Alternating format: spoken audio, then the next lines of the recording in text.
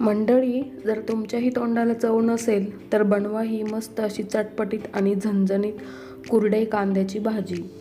तर नमस्कार मंडळी, मॉम्स रेसिपीज अँड क्रिएटिव्ह लाईफस्टाईलमध्ये तुमचे खूप खूप स्वागत आहे. चला तर मग पटकन रेसिपीला सुरुवात करूया. तर सर्वात आधी इथे मी 10 ते 12 कुरडया घेतल्या आहे आणि त्याचा मी अशा प्रकारे कुस्करा करून घेत आहे.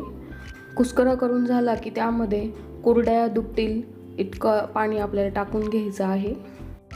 जर पटकन आपल्याला भाजी बनवायची असेल तर तुम्ही इथे गरम पाणी वापरलं तरीही चालेल.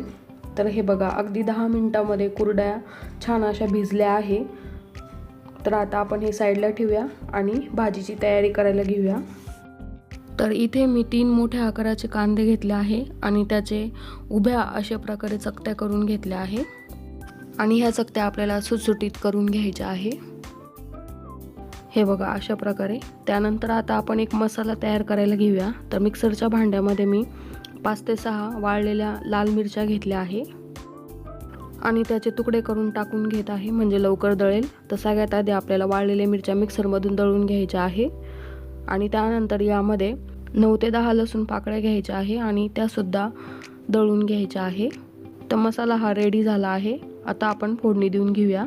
तर फोडणीसाठी इथे मी 4 पळी तेल टाकून घेत आहे.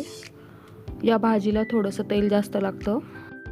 तेल गरम झाले की यामध्ये अर्धा चमचा मोहरी टाकून घेऊया आणि मोहरी तडतडली की त्यामध्ये अर्धा चमचा जिरे घालूया. गॅसची फ्लेम कमी करून मुठभर शेंगदाणे घालून घेऊया, कढीपत्त्याची पाने आणि उभा कापलेला कांदा घालून घेऊया. कांदा हा आपल्याला 3 ते 4 मिनिट छान मऊसर होईपर्यंत परतून घ्यायचा आहे. हे बघा, मस्त कांदा परतला आहे. आता यामध्ये वाळलेल्या लाल मिरच्या आणि लसणाचं वाटण करून घेतलं होतं हे आपण घालून घेऊया. त्यानंतर सुके मसाले घालून घेऊया. तर इथे मी हळद घातली आहे अर्धा छोटा चमचा, धना पावडर घालून घेऊया 2 छोटे चमचे, हिंग घालूया पाव छोटा चमचा, तिखटवाले लाल तिखट घालायचे आहे 1 छोटा चमचा आणि कलरवाले लाल तिखट घालून घेऊया 1 चमचा आणि कुरडई कांदा चटपटीत व्हावा म्हणून कांदा लसूण मसाला घालून घ्यायचा आहे 1 चमचा आणि थोडासा गरम मसाला घालून घेत आहे, म्हणजे जवळपास पाव छोटा चमचा एवढा. मीठ घालून घेऊया चवीनुसार आणि हे सुके मसाले गॅसच्या लो फ्लेमवरती एकजीव करून घेऊया. त्यानंतर यामध्ये मी थोडीशी कोथिंबीर टाकून घेत आहे, ती सुद्धा आपण एकजीव करून घेऊया. याने चव छान येते मसाल्यामध्ये जर कोथिंबीर घातली तर. आता भिजलेली कुरडई आपल्याला घालून घ्यायची आहे. अशा प्रकारे मी पिळून घालून घेत आहे. गॅसच्या लो फ्लेमवरती 2 मिनिटे हा भुगा परतून घ्यायचा आहे आणि यामध्ये भाजलेल्या शेंगदाण्याचा कूट घालून घ्यायचा आहे.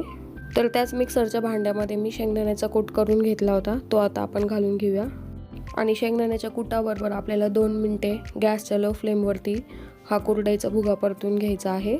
तर तयार आहे आपला कुरडई कांदा, मस्त झणझणीत आणि चटपटीत सुद्धा. वरतून मस्त भरपूर सारी कोथिंबीर घालून घेऊया आणि हा झणझणीत कुरडईचा भुगा पोळी किंवा भाकरीसोबत गरमागरम 1 नंबर लागतो. तर मंडळी, तुम्ही सुद्धा ही रेसिपी नक्की ट्राय करून बघा आणि कशी झाली ती कमेंट करून नक्की सांगा व माझ्या यूट्यूब चॅनलला सबस्क्राईब करा. भेटूया एका पुढच्या अशाच नवीन रेसिपीसोबत आणि सर्वात महत्त्वाचे म्हणजे स्वस्त रहा, मस्त रहा, जिभेचे चोचले पुरवत रहा. धन्यवाद.